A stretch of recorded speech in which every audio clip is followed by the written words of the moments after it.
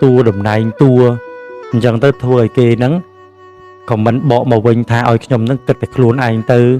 này con để dây bị kê chẳng đi chẳng đâu xong chụp điệp thác trong bậc cạn ná mình ban để dây bị bọc corona tê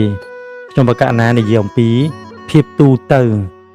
đại bậc cô môi chấm đốn phi diêm pra ru phiếp trong cá trôi sần thắt rồi có trôi bình triệp là ngày thưa chia tu ong nu hai miền cá bao bẩn lom mà hô tăng tua pi ấy xây tứ đó pre se a bị tây ấy nọ hai ca được trong bậc napo được chén cứ chỉ bịa bật đại ca làng khôn ông sủng cung khôn ông pe pa chạ bòn dưỡng đằng hai tha khôn ông đầm nà lấy tụm dế cứ miền mình đu bẩn lái bẩn lom được chén này nè cho ra ấn nè chân ca được trong lược làng đấy cứ còn tái rụm lệch oi bình nhiệt bong ôn mùi chùm đuốn bàn đằng thà riêng nâng cứ miền bật hai trơ sòng kết trơ bình đất ở chỗ ba cài lô nâng phong khuôn chanh co chanh mì dìa nè rư cò cà bao bẩn lái bẩn lom bọc bột cua mùi chùm đuốn đại miền mìa chất bạp nó cứ mìa đai tay tại thua vừa bạp đa bình triệp chất mình nu này thua ở mình nu nắng cứ cất tay cà đại chọn bàn nơi liệp sạc ra rồi có cà thua với mũi chọi kia lược đồng cao ổng nuốt lược đồng cao luôn đòi mình khai ba mình khai nở rũ chân cà po nu cứ trâu trong sạch rương nâng hai bà chạy chân thua ơi nè của mình nó còn mình sầm chạy đại nè này có trôi một của mình tràn hai xua nôm pin hùng chân từ tại trong một cái ná mình men chỉ nè cái hai thà tam từ chloi tam từ top cho mũi của mình tê ao admin chỉ nè chloi cho vậy được trong một cái ná chloi cứ chloi từ tam ca lái bộ sài tập bản năng tê này cứ chỉ phiếp cho bạn luôn hao vô chỉ cả bàn đấy mình dư từ chloi được khôngของmình tọp to vay bộ từ vinh tầm máu cứ trong bậc khả ọt miền pê và lý hơi có ọt chê không ca từ tọp to vay bắt đua đạp bê rô khó rô tơ được không của mình thì rồi vậy được trong bậc khả năng lược lớn tô tớ tô bây chỉ vì chỉ tật thệ ca dùl khơi bàn tay ca dùl khơi nó cứ chỉ cả bật ca dùl khơi ca được trong bậc khả năng lược lớn cứ chía rương đại ca lớn chạ sẽ đầy chân cứ trơ tại pa lơ bậc cô pa lơ mình nút đái quạt chi diếm đầm này luôn rư thưa luôn ở châu từ tam nay được trong cái ná bàn phù được không nắng á ở trong cái ná có ban chuẩn bị tẹt tôn nửa rương ca bay trai ở viên Prepottasasana Prepottasasana cứ chỉ sasana để tra đăng nơi sẽ chạ thoa nó bỏ chạ khẩu vál cứ sẽ cái đầy bật đượcក្នុងលោកជារួមតែមួយមិនបែងចែកសញ្ជាតិសាសនាទេតែបើសិនជាបុគ្គលមួយចំនួនគាត់មានចិត្តប្រទុះនឹងព្រះពុទ្ធសាសនាចោតយ៉ាងនេះចោតយ៉ាងនោះនឹងគឺជារឿងការខុសឆ្គងដែលគាត់មិនបានសិក្សាដល់ឬក៏ពិចារណាដល់នាំឲ្យមានការរើសអើងបែងចែកប្រកាន់ទៅលើការគោរពបូជាហើយយើងឃើញថាសពថ្ងៃនេះតកតងនឹងការគោរពរបស់ប្រជាជាតិប្រជាពលរដ្ឋកូនចៅនៅក្នុងទឹកដីនគរនេះគឺគោរពតាមបែបលទ្ធិព្រហ្មញ្ញសាសនានិងសាសនាបែបគេហៅថាជំនឿការបន់ស្រន់ដួងព្រលឹងបារមីមេបាហើយមួយទៀតគឺព្រះពុទ្ធសាសនាបដិបត្តិផងនិងបែបប្រពៃណីទំនៀមទម្លាប់ផងអញ្ចឹងការគោរពតាមជំនឿទំនៀមទម្លាប់ប្រពៃណីគឺខុសពីការគោរពតាមបែបបដិបត្តិតាមបែបបដិបត្តិមានន័យថាគឺយើងធ្វើទៅតាមនិស្ស័យរបស់បុគ្គលដែលគេមានបញ្ញាថ្នាក់ខ្ពស់គេឃើញច្បាស់គេយល់ច្បាស់ថាផ្លូវនេះត្រូវដើរផ្លូវនេះត្រូវទៅគឺគេស្រោតរូបរះគឺគេទៅត្រង់ផ្លូវដើម្បីផ្ដាច់ខ្លួនចេញពីលោកនេះឬក៏តម្រង់ខ្លួនទៅកាន់ព្រះនិព្វានឬក៏សម្រេចនូវមគ្គផលទៅតាមនិស្ស័យរបស់គេតែសម្រាប់បងប្អូន bền nhiệt ở bỏ dương mùi chùm nuốt lúc nơi bền nhà thạc ảnh đá cứ thá lúc miên ca cổ rụp ca bát đại bát phong ca sắc xa tam bát đại giặt phong hai lúc còn nơi miên ca buông xuôngปรารถនាការបន់ស្រន់ណានៅក្នុងជំនឿតាមបែបទំនៀមដូនតារបស់យើងរួមបញ្ចូលគ្នាការតែប្រពៃណីអញ្ចឹងធ្វើឲ្យអ្នកដែលគាត់ជាអ្នកដើរតាមកិច្ចបដិបត្តិទាំងស្រុងហ្នឹងគឺគាត់មើលឃើញពីកំហុសពីភាពឆ្គងឬក៏ការទើសចិត្តណាអញ្ចឹងធ្វើឲ្យមានការចំនួនផ្នែកសាសនាទាំងការគោរពតាមផ្លូវព្រះពុទ្ធសាសនាវាយបកទៅកាន់ព្រហ្មញ្ញសាសនាឬក៏ជំនឿដូនតាដើមទៅវិញអញ្ចឹងយើងឃើញថាលើនេះសង្គ្រាមមនុស្សលោកក្បាំងកាប់ចាក់គ្នានឹងក៏កើតឡើងសង្គ្រាមសាសនានេះក៏កើតឡើងដែរគឺការបែងចែកការប្រទៀងបន្ទងគ្នារវាងព្រហ្មញ្ញនិងព្រះពុទ្ធសាសនាទៅវិញតែតាមពិតទៅគំនិតរបស់ដូនតាគឺរួមបញ្ចូលឲ្យមនុស្សនឹងគឺគោរពដើរតាមឬក៏អធិស្ឋានទៅតាមនិស្ស័យបុគ្គលម្នាក់មិនឲ្យមានការបែងចែកទេព្រោះនិស្ស័យរបស់សត្វលោកមានបច្ច័យហេតុខុសៗគ្នាហើយសាសនារបស់ព្រះសម្មាសម្ពុទ្ធគឺព្រះអង្គសម្ដែងអំពីពុទ្ធិចំណេះដឹងនិងការបំភ្លឺទៅរកសេចក្តីពិតយ៉ាងជាក់លាក់គឺតាមច្បាប់នៃធម្មជាតិឲ្យមើលឃើញពីការពិតរបស់យើងម្នាក់គឺជាបរមត្តធម៌ដែលមិនប្រែមិនព្រួលហើយជាការពិតប្រកបសម្រាប់សត្វលោកគឺធម៌ដែលមានជំរឿនិយាយអំពីធាតុដើមរបស់មនុស្សនិយាយអំពីការពិតខាងក្នុងរបស់មនុស្សដែលយើងមិនបានចាប់អារម្មណ៍អញ្ចឹងសម្រាប់បញ្ញាពុទ្ធិអ្វីដែលយើងសិក្សាបានពីព្រះពុទ្ធសាសនាក៏យើងយល់ច្បាស់ដឹងច្បាស់ថាផ្លូវណាដែលយើងត្រូវដើរនៅក្នុងពេលវេលាទៅមុខឬទីបញ្ចប់តែយើងក៏មិនបោះបង់ចោលលទ្ធិការគោរពជំនឿតាមបែបដូនតារបស់យើងដែរព្រោះជំនឿការបន់ស្រន់ការគោរពបូជាបួងសួងគឺជាហេតុនៃជំនឿដើមដែលនាំឲ្យមានជំនឿមកដល់ពេលបច្ចុប្បន្ននេះ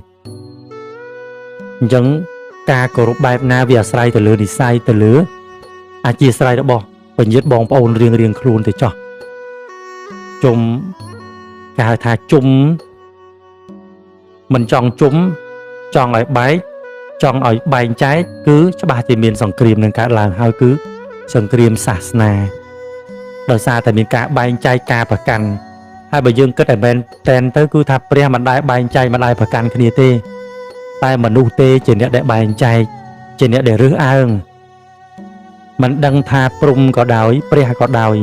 ទេវតាគ្រប់ជាន់ឋានៈណាក៏ដោយគឺសុទ្ធតែមានអំបូរស្រឡាយតែមួយគឺជាអ្នកសាងបារមីសន្សំនៅកុសលឈានទៅរកការត្រាស់ដឹងដូចគ្នាគ្រាន់តែថាបញ្ញានៅខ្ចីបញ្ញាមិនទាន់ចាស់ខ្លាការសិក្សាការអប់រំតាមផ្នែកបដិបត្តិបរិយ័តនឹងគឺនៅមានគេហៅថាភាពរយៈឬជ្រៅទៅតាមអធ្យាស្រ័យនឹងការសន្សំរបស់បុគ្គលម្នាក់របស់ព្រះពោធិសត្វនីមួយព្រះពោធិសត្វអង្គខ្លះលោកប្រាថ្នាជាប្រពុតនៅក្នុងកាប់នេះកាប់នោះអញ្ចឹងទៅទទួលការព្យាករហើយក៏បានសម្រេចអញ្ចឹងទៅតាមអធ្យាស្រ័យទេតែហេតុដំបូងមកគឺថាចាប់ផ្ដើមចេញពីការគោរពជំនឿណាហ្នឹងហើយគឺជាផ្លូវដែលតម្រង់ទៅរកសេចក្តីពិតណាមួយទៅតាមផ្លូវដែរបុគ្គលធ្លាប់ដើរធ្លាប់សន្សំធ្លាប់គោរពអតីតជាតិមកធ្លាប់គិតយ៉ាងហ្នឹងមានទិដ្ឋិបែបហ្នឹងគឺវាជាបច្ច័យណាអញ្ចឹងធម៌ទាំងឡាយកើតពីហេតុបច្ច័យអញ្ចឹងបើយើងបែងចែកគ្នាកាច់មួលគ្នាបង្កជាសង្គ្រាមបង្កជាការឆ្លោះទាស់ទែងគ្នាធ្វើឲ្យមិនសុខទេសង្គ្រាមសម្រាប់ការបង្ហូរឈាមហើយនឹងសង្គ្រាមពាក្យសម្ដីសង្គ្រាមទិដ្ឋិហើយការដែលយើងគោរពតាមសាសនានីមួយគឺសុទ្ធតែមានទិដ្ឋិ ការយល់ឃើញយ៉ាងនេះយ៉ាងនោះប៉ុន្តែទិដ្ឋិដែលព្រះសម្មាសម្ពុទ្ធព្រះអង្គត្រាស់សម្ដែងគឺជាទិដ្ឋិស្ងប់រងាប់ជាទិដ្ឋិរបស់សពបរោះមិនមែនយកចាញ់មិនមែនយកឈ្នះគឺប្រព្រឹត្តទៅដើម្បីសេចក្តីសុខផ្លូវចិត្តនិងការលះតែម្យ៉ាងគត់គឺលះនៅអាសវៈកិលេសអញ្ចឹងមិនមែនឲ្យបណ្ឌិតទាំងអស់រៀនចេះហើយនាំគ្នាទៅប្រកែកអំនួតអាងខ្លួនជាគ្រូនេះគ្រូនោះគេប៉ះមិនបានគេនិយាយយ៉ាងនេះយ៉ាងនោះណាហ្នឹងហើយគឺសំដែងចេញតែអាការៈផ្នែកបណ្ឌិតទ្រឹស្ដីមិនបានធ្វើខ្លួនជាមនុស្សដែលត្រឹមត្រូវតាមអ្វីដែលខ្លួនធ្វើអញ្ចឹងណាហើយរឿងនេះគឺវាកើតឡើងនៅក្នុងសង្គមរបស់យើងចឹងគ្រាន់តែថាការចែករំលែកការបកស្រាយស្រាលគុណក្តីក៏យើងមិនមែនចាប់ថ្នាក់ថាឲ្យត្រូវតែជឿត្រូវតែធ្វើតាមវាទៅអញ្ចឹងគម្ពីរនឹងយល់ថាអញ្ចឹងនិយាយមកអញ្ចឹងគឺដាច់អហង្ការ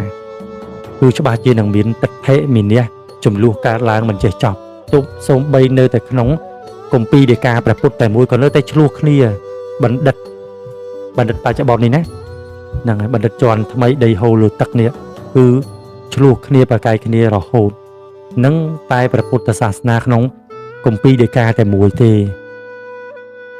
អ្នកនេះបកយល់ថាយ៉ាងនេះអ្នកនេះបកទៅយល់ថាយ៉ាងនោះចឹងអះអាងនៅក្នុងខនេះគម្ពីរនេះយ៉ាងនេះយ៉ាងនោះធ្វើឲ្យមានការថ្នាក់អញ្ចឹងតាមពិតទៅព្រះពុទ្ធសាសនាគឺរៀនដើម្បីឲ្យសត្វលោកទាំងឡាយប្ររពនៅកិច្ចនោះឡើងឲ្យមានបញ្ញាគំនិតការគិតល្អិតល្អន់រកសេចក្តីសុខទីពឹងដាក់នៅក្នុងខ្លួនគឺបញ្ញាជាលោកុត្តរៈគឺការលះអ្វីដែលខ្លួនមិនធ្លាប់លះអ្វីដែលអ្នកដទៃលះមិនបានពិចារណានៅអ្វីដែលអ្នកដទៃពិចារណាមិនឃើញហើយការពិចារណានោះគឺពិចារណាទៅតាមត្រៃលក្ខធម៌ទៅតាមច្បាប់នៃធម្មជាតិឲ្យមើលឃើញពីការប្រែប្រួលមិនទៀងរបស់លោកនេះដែលអស់ទៅសូន្យទៅ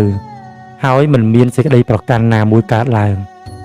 ព្រោះឃើញថាវត្ថុទាំងឡាយរបស់ទាំងឡាយអ្វីគ្រប់យ៉ាងវាត្រឹមតែការរលត់គំនិតមួយកើតគំនិតមួយរលត់វិញកើតរលត់អ្វីគឺអត់មានទីបញ្ចប់ទេណាហ្នឹងហើយគឺអ្វីវា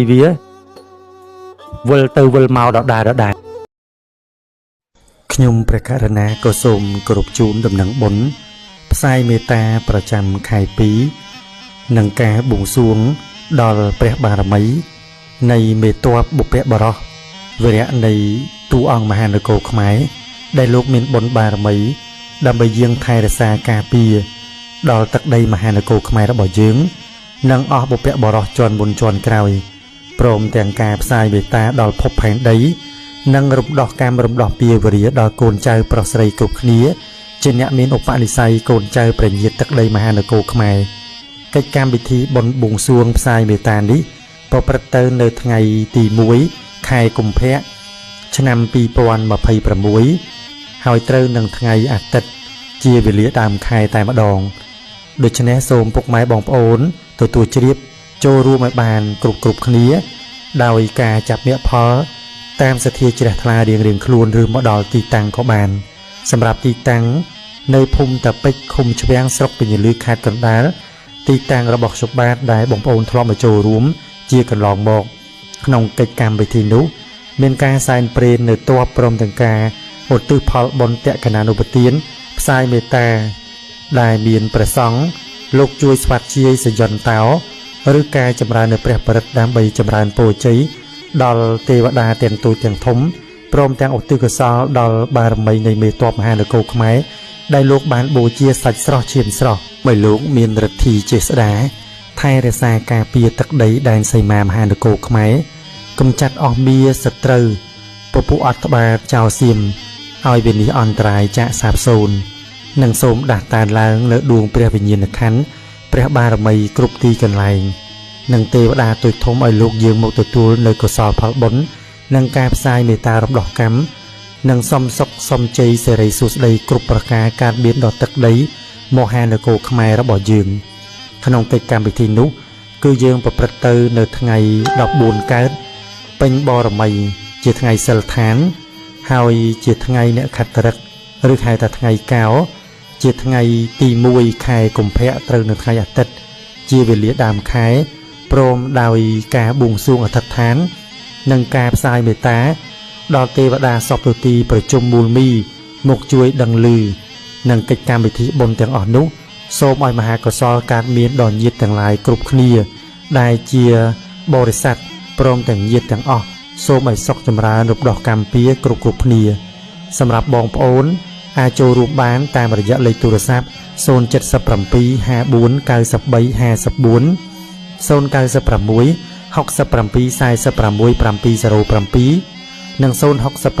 35 89 36និងតាមរយៈ QR Code ឬក៏បងប្អូនអាចឆាតចូល Page ដែលខ្ញុំបានផ្សាយ live ជូនឬ Page បារមីមហានគរឬ Facebook Page ផ្ទាល់ខ្លួនដែលខ្ញុំបានផុស upload នៅក្នុងវីដេអូនេះហើយទាំងបងប្អូននៅក្រៅប្រទេសក៏អាចចូលរួមបានតាមរយៈ Western Union MoneyGram ឬ Korea សូមអរគុណសូមគោរពលាជូនពរបងប្អូនសុខចម្រើនរួចផុតចាកនៅកម្ពុជាសម្រាប់នៅសេចក្តីប្រាថ្នាទាំងឡាយទាំងពួង